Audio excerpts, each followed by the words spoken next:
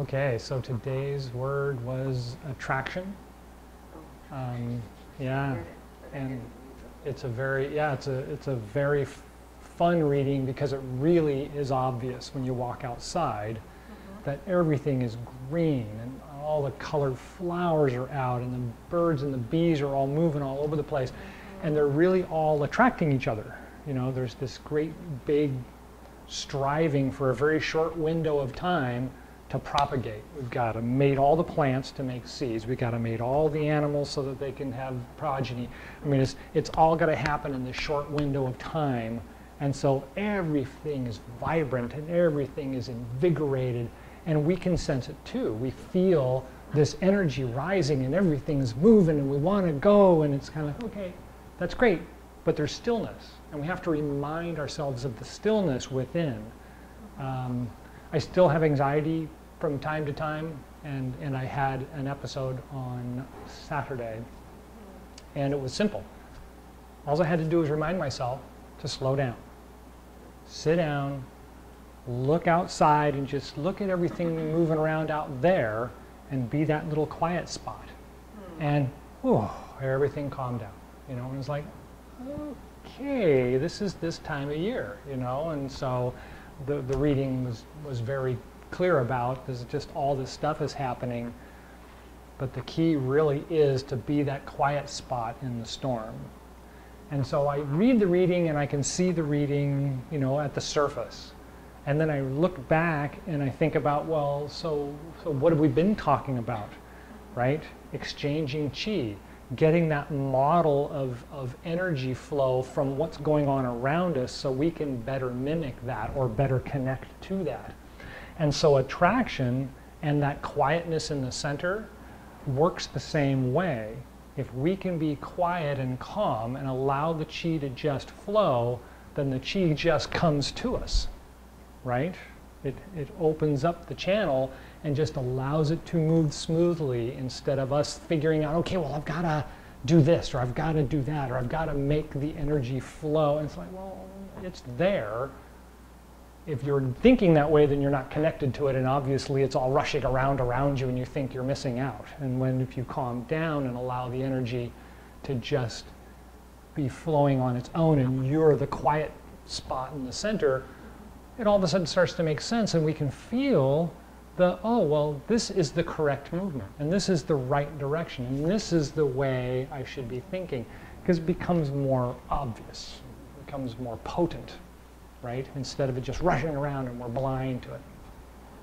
So in amongst those things is the way that we move from the quiet and standing type gong, or the simple moving gong, to the actual Tai Chi type movements. And we talked about that last week, because we really should be developing this thing really, really slowly.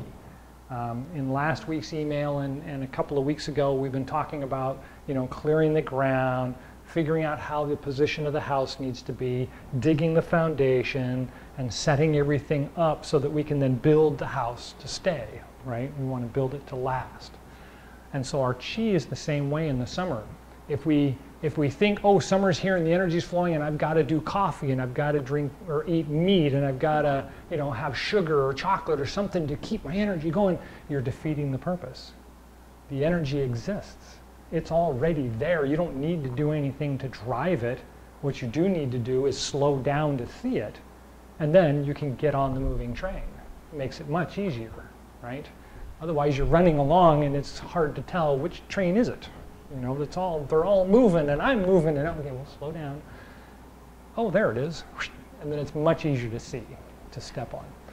And so we're going to start doing the same thing we did last week. We're going to start with the quiet gong. We'll stand for 3 breaths, 3 gates for 3 breaths, first moving for 3 breaths, second moving, 3 breaths in each direction, and then belt gong, 3 breaths in each direction. And then we'll pause for a moment, and then we'll start looking at the Tai Chi movements again. Sound good? All right, so we'll start in the standing position.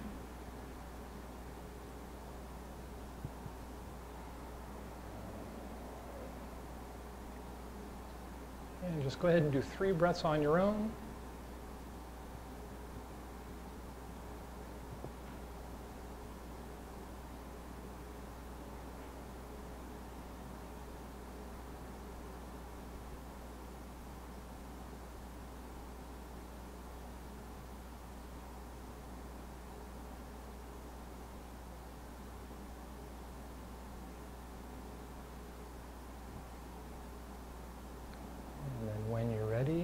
3 gates gong. 1,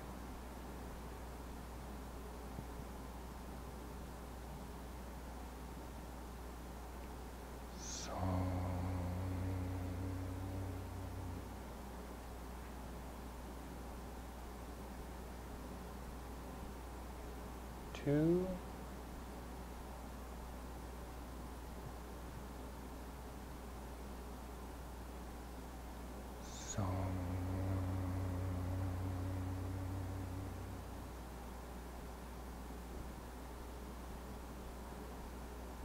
3,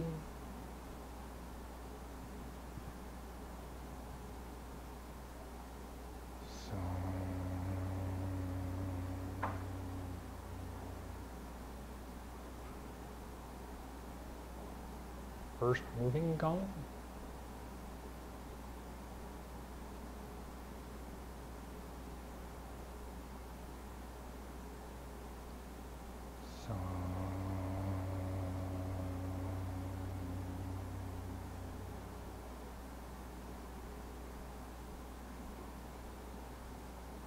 Two,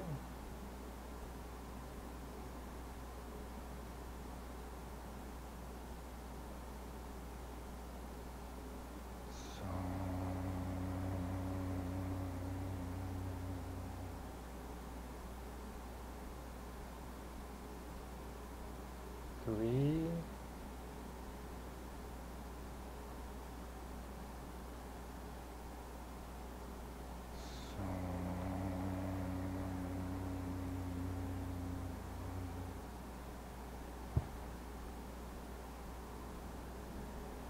shrink down, the hands to the center of the dantian, 2nd moving gong. 1,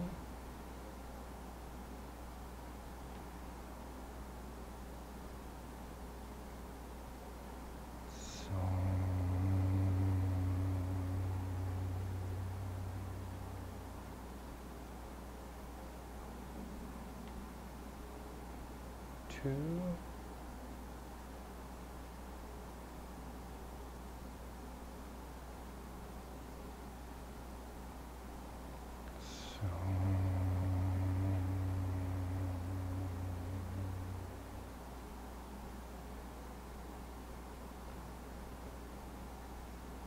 3,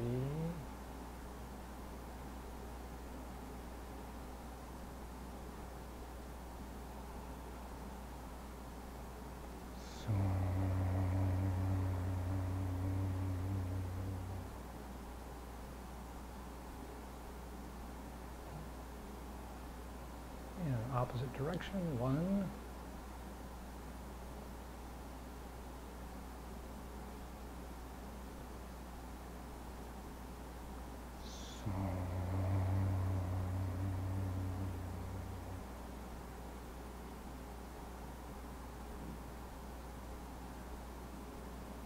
2,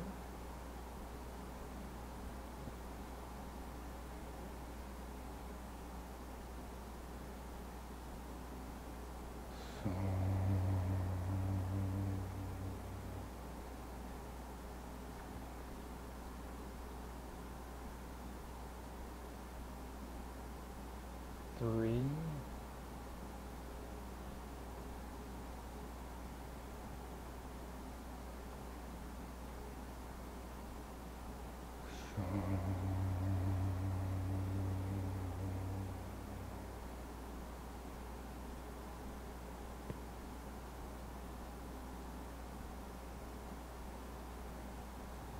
'n return to a standing, or more a standing position.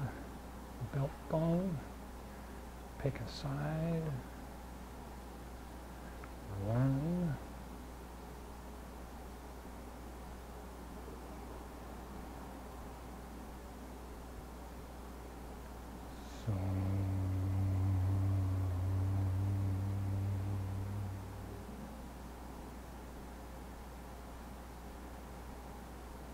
2, 3,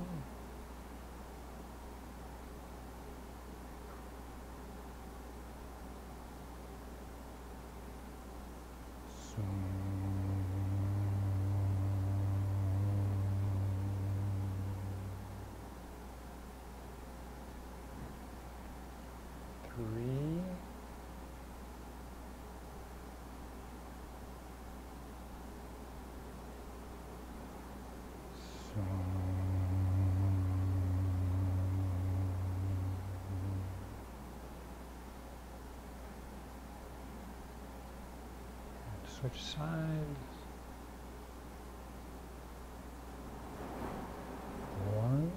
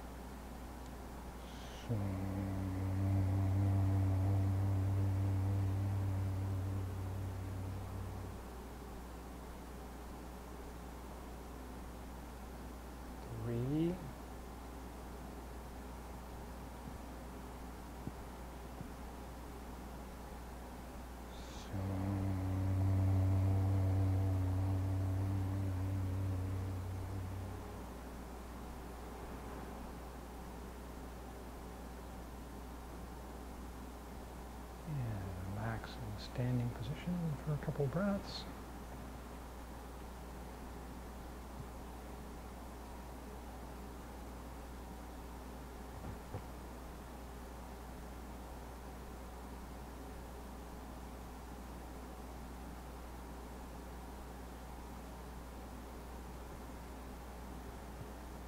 Okay, so how did that feel? Good. Okay, so one of the things that I tried to mention last week is that the move remains constant. So when we do the Tai Chi move, we have this big moving portion, and then there's the pausing portion where it doesn't look like I'm moving anymore, but it's kind of like that breathing thing, right? We're pausing in our breath and kind of waiting for the body to signal us and say, okay, I need to exhale now, or I need to inhale now, depending on which angle or which part of the cycle we're in. And so the Tai Chi moves are a lot of the same way. I'm actually doing this move, and then I'm pausing for a moment, but I'm not really pausing to stop. I'm pausing to allow the body to finish expanding and say, okay, I'm ready to contract now. And then you can start the winding down portion. So you can see that there's this little portion where the body just kind of looks like it's standing there, but it's this minute movement in the body. Does that make sense?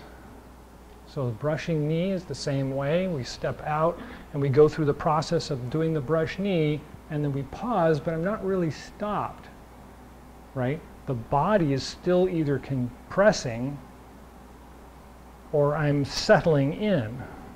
And then the body's done. Oh, okay.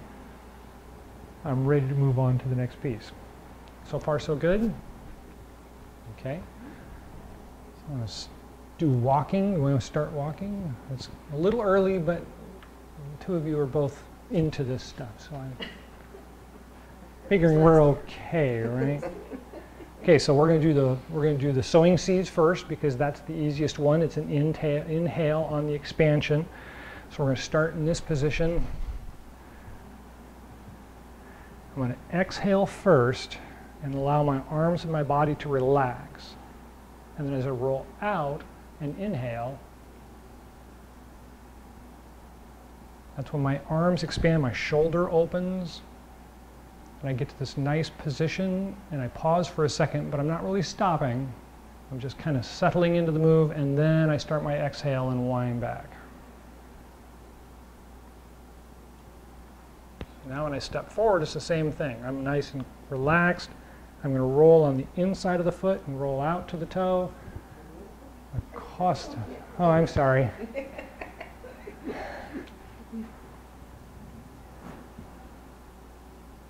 Right? So you're, yeah, no, that's all right. You can go this way. And then exhale and roll back.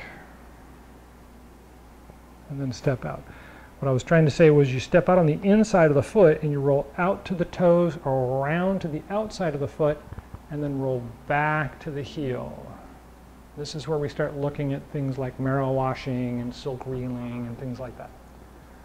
So roll on the inside of the foot, roll out to the toes, roll around the outside of the foot, and then start the exhale and it rolls back to the heels, just like the Chi Gung exercise itself. Step on the foot, roll out to the toe, inhale.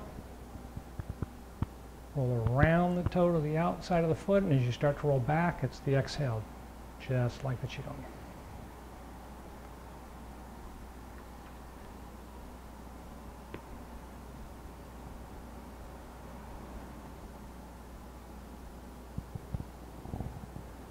How's that going?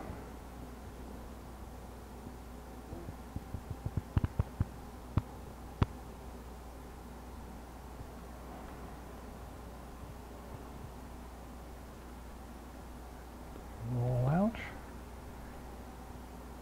So you should be on the inside of the foot and rolling to the outside of the foot. That's okay.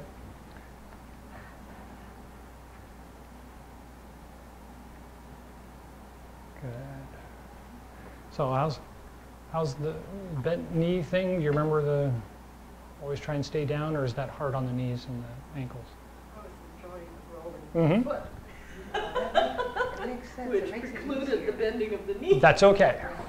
That's okay. That's kind of one of those things about the whole intention. We talk about, the intent of movement in the body is both inclusive of the movement of the body and exclusive of the movement of the body.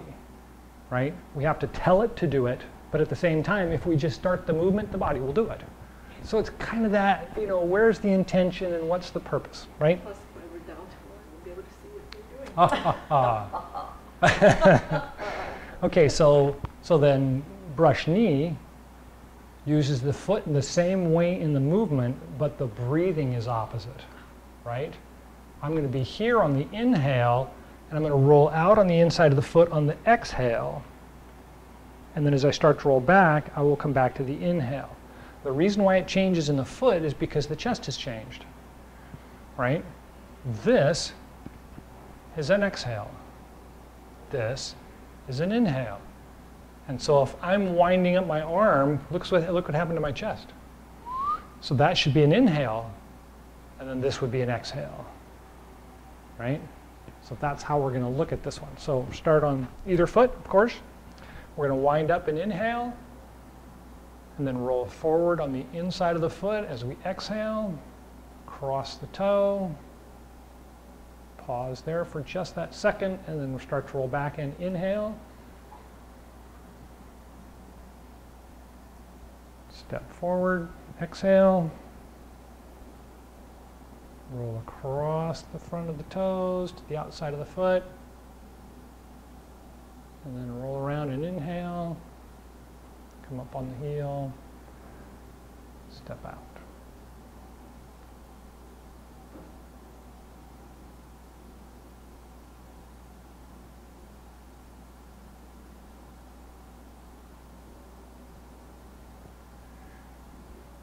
Arm is back, my chest is open, there's a big inhale there, and then I'm going to close and exhale.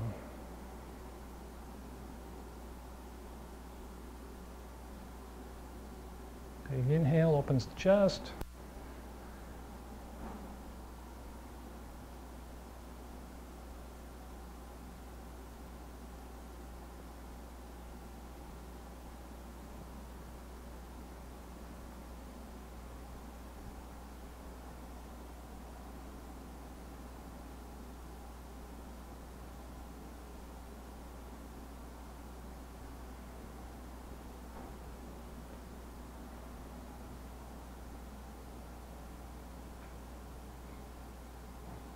And keep going if you can.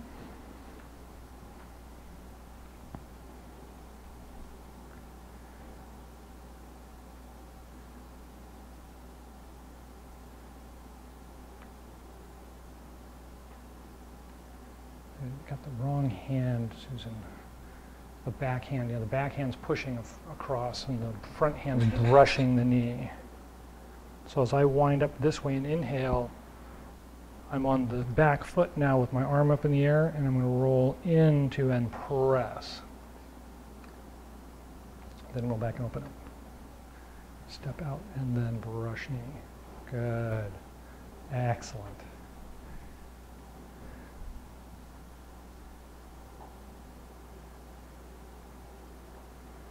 So far so good? Mm-hmm. Okay. So the thing that you guys both seem to have picked up already without me reminding you of is just that rolling kind of thing. So we roll forward, we roll back, we turn the foot, we step out, we roll forward, we roll back, we turn the foot, we step out. And so you guys kind of picked it up by watching me again and seeing the move, but it becomes obvious. I can't pick up this foot if all my weight's on it. So I have to get away from the foot to turn it to move on, right? And so I get out here and I've got to roll back to turn that foot.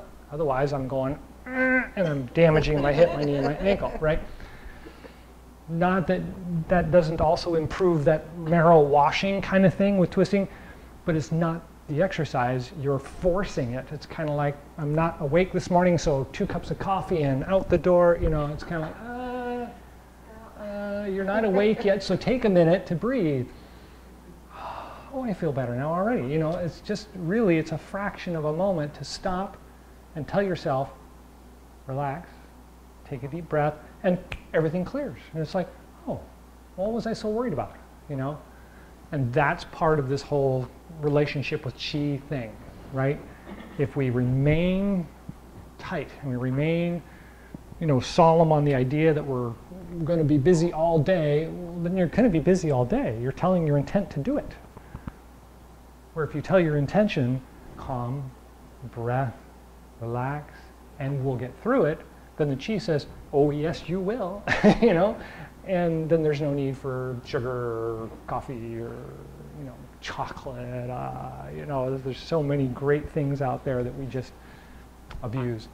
Okay, so any questions on the 2 movements and how they relate to the moving exercises?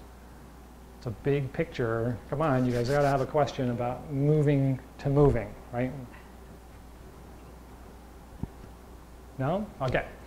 So we've still got a few minutes. Any questions about the Chi Gung exercises? Any questions about intention, the breath relating to purpose, to the season? Okay. Any questions about the season and why the Chi changes? No question. It's just way too much information already, right? No, it's never that hard. Okay, so go ahead and move back to positions, and then let's take a moment to talk about where we are in the season again, more in relation to the amount of Chi that's available. We're always kind of trying to talk about that, but in reality, the Chi that's available is almost always available. It's its action that changes, right? It's kind of like the old physics discussion, energy cannot be created or destroyed. It can only transform from one type of energy to another. It always exists. Chi is the same way. They say that life energy is the same way. When you die, you really don't die. Your body stops working and your spirit goes and either gets another one or rejoins to the universal one or something. We don't know. It's too ephemeral for us to understand. Our brains don't go that way. But the idea being that all we're doing is we're going through this transformative period, and the only reason why I had an anxiety attack on Saturday was because we're going through this Chi period where the Chi is changing from one Chi to another, and my body's saying, oh wait, I was just getting used to that one, you know, and now you're transforming again, you know. But it's a matter of that patience, that taking a deep breath and realizing, no, the Chi is good, the Chi is there, and it's trying to tell me something, I'm not listening, I'm fighting it for some reason. So if I stop, I take a breath, I look at things around me, it will guide, right? So that directly reflects what we talked about earlier, a couple weeks ago, and that is we're inhaling the breath, the air, the Chi is in it. And as I inhale it, it's trying to give me instructions, and as I exhale, I'm trying to give it where I am in my condition of whatever's going on, and it's trying to give me Chi to help balance me out or correct me if I will let it. And so that's that whole standing quiet Gong thing, is making that connection. building the relationship between the way you feel the energy and the way the energy around you is. Once we see the two of them match, it's easy. How did you feel after a couple of breaths or the Chi Gung exercises? Oh, right? Your body just feels great. You have this nice elation, the body feels relaxed and comfortable. Well, yeah, that's what the Chi's trying to tell you. You know, it's out there and it's trying to say, this is the system. This is the way it works. Go ahead and try this. And if you let yourself, you'll see how it works. Okay, so any questions on that? All right. Well, you've got the time, so are we close? Because I think that clock's like 5 minutes off or 7 minutes off or something. Yeah. Yeah, okay, so that's just about enough to do the closing gong. And so let's go ahead and return to the standing position.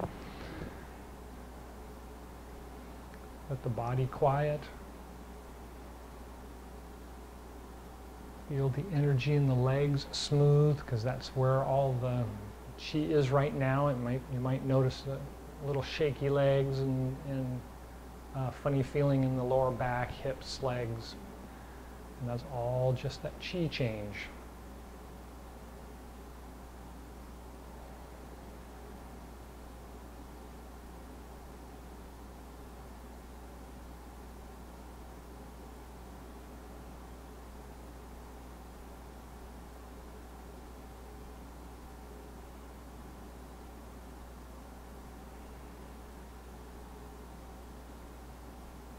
When you're ready, turn the palms out, inhale, rise up.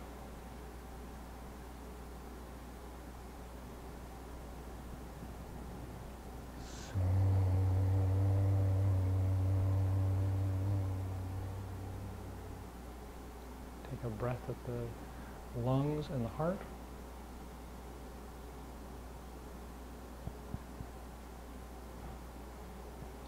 And again at the Dan Tian and Ming Men.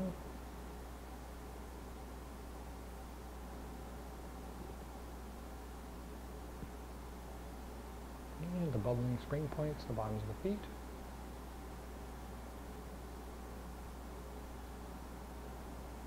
And take a couple of breaths there. Feel the connection between the feet and the ground.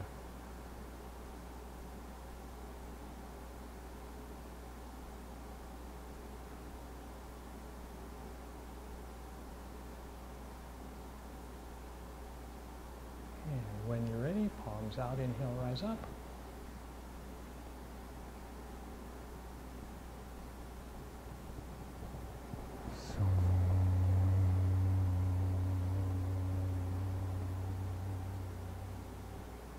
Take a breath at the heart and lungs. Guide the chi down the spine to the Dan Tian and Ming Men. Take a breath there. And guide the chi down through the legs, through the bubbling spring points, and then down into the ground, deeper with each breath.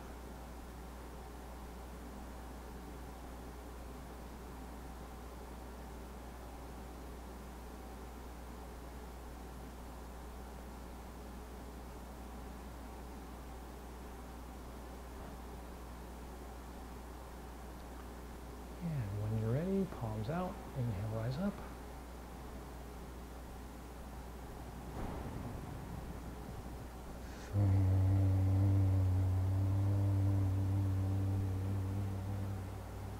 Take a breath at the heart and the lungs.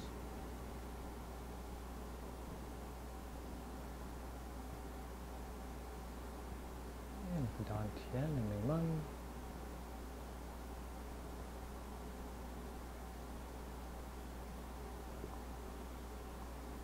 And the bubbling spring points to the bottoms of the feet. Feel this energy of spring filling you up, rising to the top of the head and forming a little plant right at the halfway point. Imagine the energy is flowing from the ground through the roots of your legs, up through the body, and blossoming in a little flower at the top of the head, the Bai Hui point.